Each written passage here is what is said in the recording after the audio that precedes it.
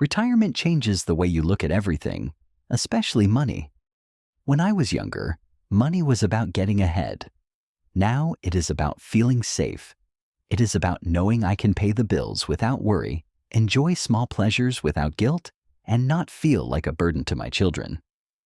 I have learned that peace of mind in retirement does not come from having more, but from doing a few small things right. So in this video, I want to share 10 simple money habits that have made a real difference in my life. These are not theories or advice I read somewhere. These are the things I do every week to feel calm, steady, and in control of my own life. Habit 1. Review your monthly spending every week.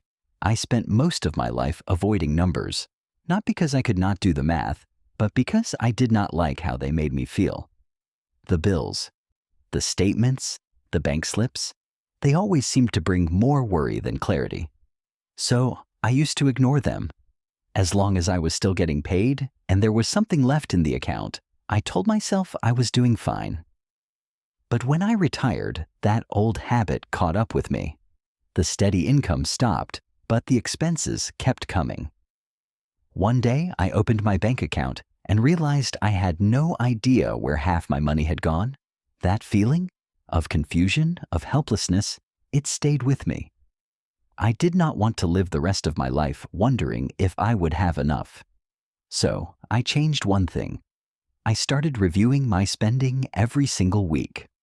Now every Sunday afternoon, I make a little space at the kitchen table.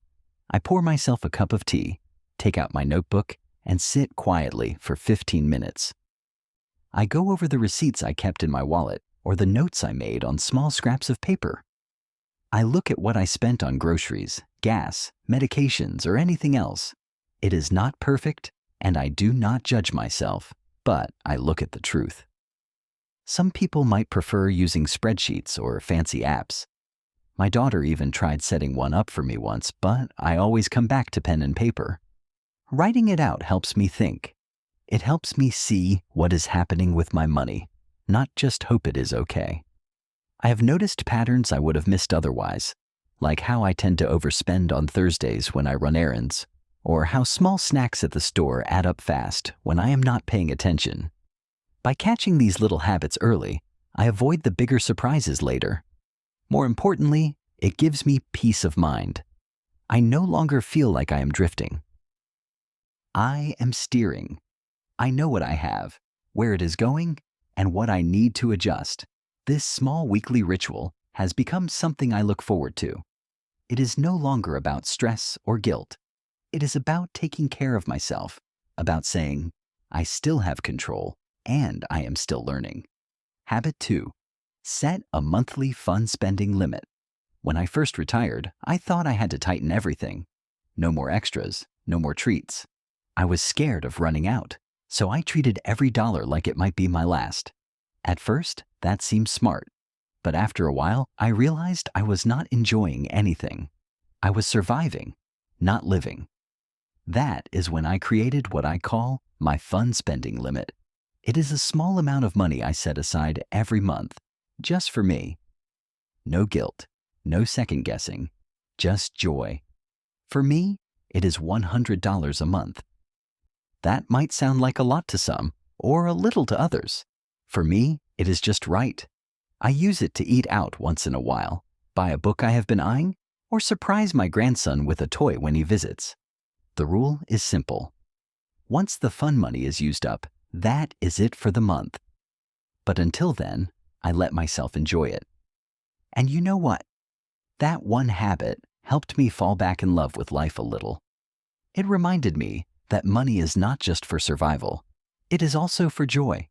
We worked hard for decades. We gave to our families. We sacrificed. Retirement should not feel like punishment. It should feel like a chance to breathe. By setting a clear limit, I keep my budget intact. I do not overspend, but I also do not deny myself the simple pleasures that make life feel full. Some months, I do not even use it all. But knowing it is, there gives me a sense of freedom, like I'm allowed to smile, to indulge a little, to still be human. I shared this habit with a friend of mine. He was always penny pinching, more out of fear than necessity. When he tried this for just 2 months, he told me he started feeling more confident, less anxious, and that made me smile. So if you are holding your breath around money all the time, maybe this is your sign to exhale. Give yourself a number, stick to it, and let yourself feel alive again. Habit 3. Automate bill payments and transfers. I remember the feeling clearly. It was a cold morning in February when the electricity was suddenly shut off. I had paid the bill, at least I thought I had, but in all the clutter, I had forgotten to send the check.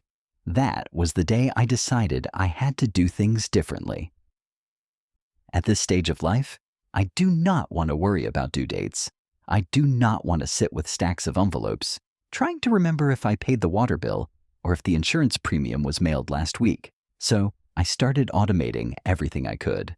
Every recurring bill, utilities, phone, internet, insurance, is now set to autopay. My bank handles it, and I double-check the amounts during my Sunday review. I also set up an automatic transfer from my checking to my savings account on the 1st of each month. It is not a big amount, but it is consistent, and that consistency builds trust in myself. At first, I was hesitant. What if the system messed up? What if something was withdrawn twice? But over time, I saw the benefits. My mind became quieter. I stopped dreading the mail. I stopped waking up in the middle of the night, wondering what I had forgotten. Automation gave me mental space, and that space turned into peace. It does not mean I stopped paying attention. I still monitor my accounts twice a week, but the burden of remembering everything is lifted. For someone my age, memory is not what it used to be. Why not take advantage of tools that make life smoother? If you have a bank account that allows it, ask someone you trust to help set it up. Once it is done, it works in the background, giving you more time and energy for the things that truly matter. I do not want to spend my 70s chasing bills. I want to spend them living, and this habit helps me do just that. Habit 4. Track medical expenses separately. After I turned 65, my medical appointments started multiplying. One for the heart, one for the joints, another for hearing. Then came the prescriptions, some monthly, some only as needed. It was manageable, but the costs were like scattered puzzle pieces. One copay here, another one there, a small surgery that the insurance only covered part of. Before I knew it, I was lost in paperwork, unsure of how much I was actually spending on my health. That bothered me. I wanted to know. Not because I was obsessed with every penny, but because I needed clarity. Medical costs are different from buying groceries or fixing the roof. They add up quietly, and they can throw your whole budget off if you are not watching closely. So, I started keeping a separate notebook, nothing fancy. I labeled it Health Expenses. Inside, I write down every doctor visit, every prescription, and every out-of-pocket cost. I even write down mileage if I have to drive out of town for an appointment, because that is part of the picture too. Once a month, I total it up. I do not do it to feel guilty or scared. I do it to stay informed. Some months are light, others are heavier. But either way, I am not caught off guard. What surprised me most was how this habit changed the way I plan. Now, when I set my monthly budget, I have a line that says medical. It is not just a guess anymore. I have real numbers from the months before. It also helps with insurance. One time, I caught an error in a bill that saved me almost $75. If I had not been keeping track, I might have paid it without even noticing. I have seen too many friends get overwhelmed by medical costs simply because they are invisible until they are too big to ignore. But you can take back some control, even if you cannot control the health itself. Your body matters, and your health deserves its own attention, not just a footnote in your monthly expenses. This little habit reminded me that caring for my finances is another way of caring for myself. Habit 5. Keep a financial peace journal. When I first retired, I struggled with something I did not expect. It was not the loss of work or the quiet afternoons. It was the feeling that I was not doing enough.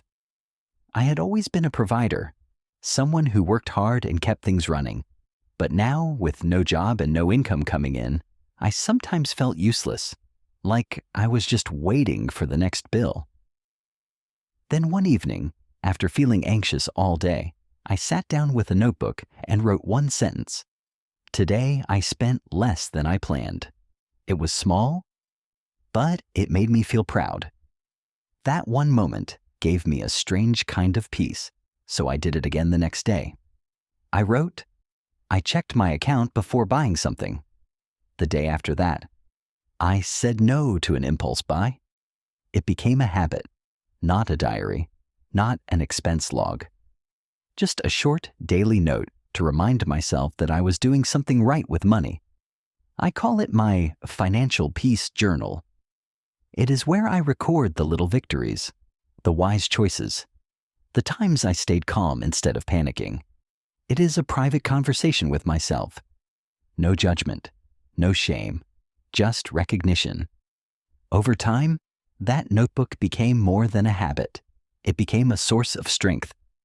On days when I feel uncertain, I flip through the pages and read what I wrote. And suddenly I remember, I am capable. I am learning. I am still growing. This habit does not take more than 1 or 2 minutes a day. I keep the notebook on my nightstand, and before bed, I write one sentence. Some days it is as simple as, I made a smart grocery list. Other days, I let go of something I could not control. Both matter. We spend so much of our lives measuring success in big numbers, salary, savings, returns. But this stage of life calls for something gentler, something quieter. This journal helps me see that success is also found in wisdom, in peace, and in choosing well, one small decision at a time. Habit 6, limit credit card use to one purpose only. I remember when credit cards first became popular. It felt like magic. No need to carry cash, no counting coins at the register. Just a quick swipe and done. But over time, that magic started to feel more like a trap. One card turned into 2, then 3. It got easy to lose track. And in retirement, losing track is exactly what I cannot afford. So I made a rule for myself. One credit card, one purpose. For me, it is groceries. I use my card only when I go to the supermarket. That is it. No exceptions. Every other purchase, gas, clothing, gifts, I use my debit card or cash. By limiting my credit card use, I have made it much easier to track, understand, and pay off. This rule changed my entire relationship with credit. First, it cut down the clutter. I stopped flipping through statements with 50 different transactions. Now I look at my credit card bill and know exactly what is there. No surprises. Second, it helped me pay off the balance every single month. Since it is only groceries, I can plan for it. I know about how much I spend on food. There is no guesswork, and by paying in full, I avoid interest completely. Third, it gave me back a sense of control. I am no longer wondering, what did I buy last week? I know. And if something odd shows up, I spot it right away. I even cut up my other credit cards and closed the accounts. Not out of fear, but out of choice. Simpler is better, especially now. My daughter once asked, "Dad, what if there is an emergency and you need to charge something?" I told her, if it is a real emergency, I have cash and a backup plan, but most things that feel urgent can wait. This habit has made my finances feel cleaner, calmer, and easier to manage. And at 70, I value ease more than ever. So if your credit card feels more like a burden than a tool, try narrowing its use. Pick one purpose. Stick to it. You might be surprised how much lighter your financial life becomes. Habit 7. Check account balances twice a week. When I was younger, I hardly ever checked my bank account. I would wait until the statement arrived at the end of the month. glance at the balance, and move on. That worked fine back then, when I had a steady paycheck coming in every 2 weeks. But retirement changed all of that. Now every dollar matters, and every little charge can make a difference. I do not like surprises anymore, especially not financial ones.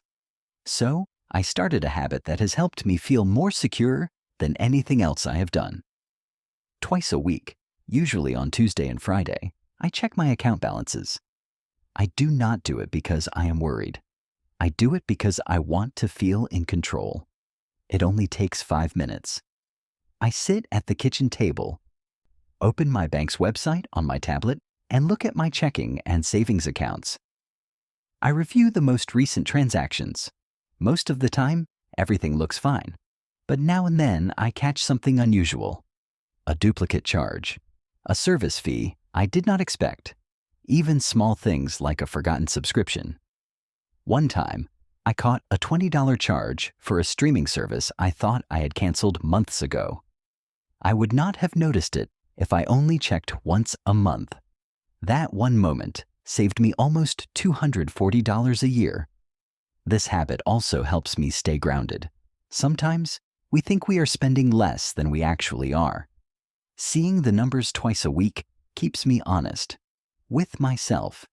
It reminds me when I am doing well, and it gently nudges me when I need to slow down. It also brings a sense of rhythm to my week. On Tuesday, I check in and plan. On Friday, I reflect and adjust. It is not about perfection. It is about awareness. I used to avoid looking at my finances because I thought it would stress me out. Now I realize that not knowing is what truly caused the stress.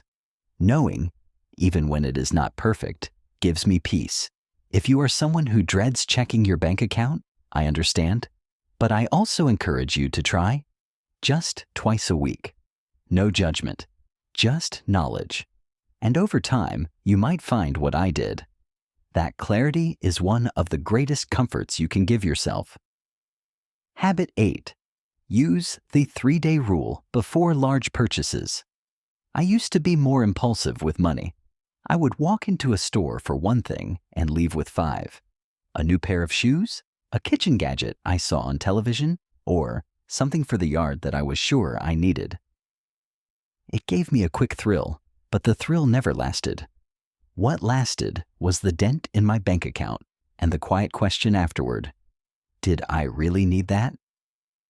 So a few years ago, I started using what I call the 3-day rule. It is simple, but powerful. If I want to buy something that costs more than $100, I wait 3 days before I make the purchase. No matter how much I want it in the moment, I write it down and walk away. I tell myself, if you still want it in 3 days and it still makes sense, then you can buy it. And you know what? Most of the time, I forget about it. Or I realize I did not truly need it in the first place. This one habit has saved me hundreds of dollars. But more than that, it has helped me develop patience and wisdom around spending. It is not about depriving myself. It is about making thoughtful decisions. Sometimes, after 3 days, I still want the item. And I buy it without guilt, because I know I gave it time. I know it was not an emotional decision, and that makes it more satisfying. This rule is especially helpful in the age of online shopping. It is so easy to click Buy Now and have something arrive at your door before you have even had a chance to think it through. But by writing it down first and waiting, I give myself space to consider whether it truly adds value to my life. It has also helped me feel less controlled by advertising and impulse. I am not being pulled in 10 directions by every sale and special offer. I am choosing, not reacting. If spending feels stressful or out of control sometimes, I highly recommend trying the 3-day rule. Give your future self a little room to breathe. You may be surprised by how much peace it brings. Habit 9. Talk about money with someone you trust, once a month. When I was younger, talking about money felt taboo. We did not speak about it at the dinner table. I handled it quietly on my own. But in retirement, I realized that carrying everything alone is not strength. It is isolation. So now, once a month, I talk about money with someone I trust. For me, it is my daughter. She is good with numbers, but more importantly, she listens without judgment. Sometimes we go over my budget. Other times, I just share how I am feeling, what is working, what is worrying me. These talks are not about asking for help. They are about connection, about clarity. They remind me that I am not alone in this. And they often bring ideas I would not have considered on my own. There was one time I was unsure about switching my insurance plan. I talked it through with her, and she pointed out a few questions I had not even thought to ask. That conversation saved me both money and stress. Sometimes I talk with a friend instead. We are both retired, and we share tips we have learned along the way. No boasting, no shame, just honest conversations between two people trying to live wisely. Talking about money used to make me feel vulnerable. Now it makes me feel empowered. It helps me see my blind spots. It encourages me to stay on track. And most of all, it makes me feel supported. You do not have to share every detail, but having someone you can check in with, a family member, a close friend, or even a financial counselor, can be one of the best things you do for your peace of mind. Money can be complicated, but conversations make it clearer. And clarity, I have learned, is a form of kindness to yourself and to those who care about you. Habit 10. Keep emergency cash at home. There is something quiet and comforting about having a small envelope of cash tucked away in a safe place.